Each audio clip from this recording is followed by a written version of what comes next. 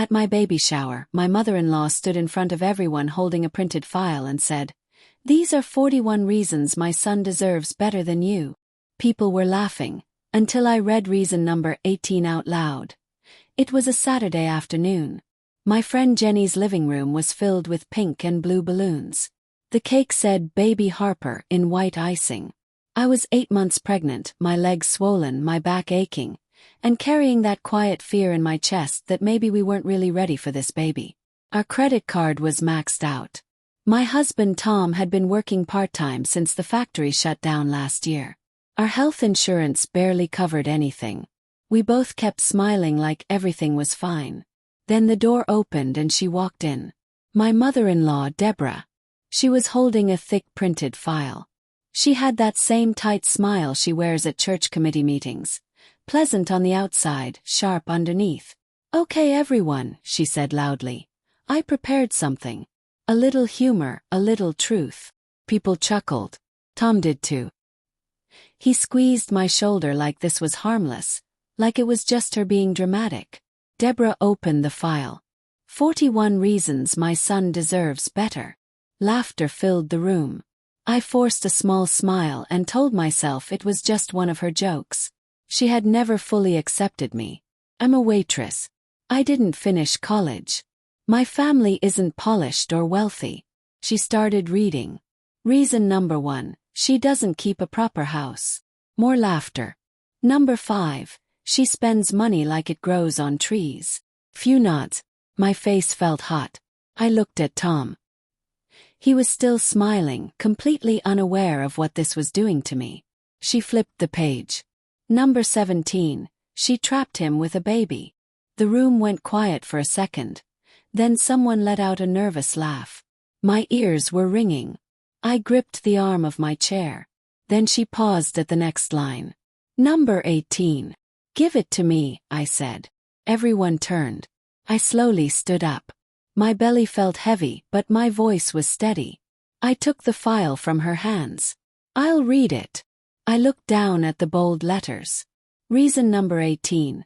She comes from the kind of family that survives on welfare and lies. When I said the words out loud, the room went completely silent. I lifted my head. My mom worked 2 jobs. She didn't live off welfare. She didn't lie. We weren't rich, but we didn't build our lives by tearing someone else down. Deborah's face drained of color. Tom's smile disappeared. Then I noticed something at the bottom of the page, in smaller print. A note she clearly forgot to delete. Draft version, remove before shower.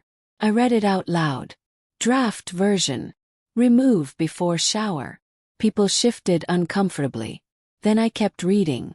Mention medical bills and her mental health history if needed. My hands trembled, but my voice didn't. My medical history. The postpartum anxiety I told your son about in private. And he told you. I looked at Tom. You told her. He stuttered. I was worried. So you shared my vulnerability with your mother so she could turn it into a bullet point? My voice wasn't loud. It didn't need to be. Someone set a glass down on the table. The sound felt too sharp. Deborah tried to recover. "Oh, come on, it was just a joke." "A joke?" I looked straight at her. "You turned my baby shower into a performance review." Closed the file. "And let's be clear. I didn't trap anyone. I would have this baby with or without your son." That sentence landed hard. Tom stepped forward. "Baby, please." "Not today," I said quietly. Picked up my purse. Jenny came over, her eyes glassy. "You're safe here. If you want to leave, I'll go with you." "I'm okay," I told her. I stepped outside. The air felt cooler than before.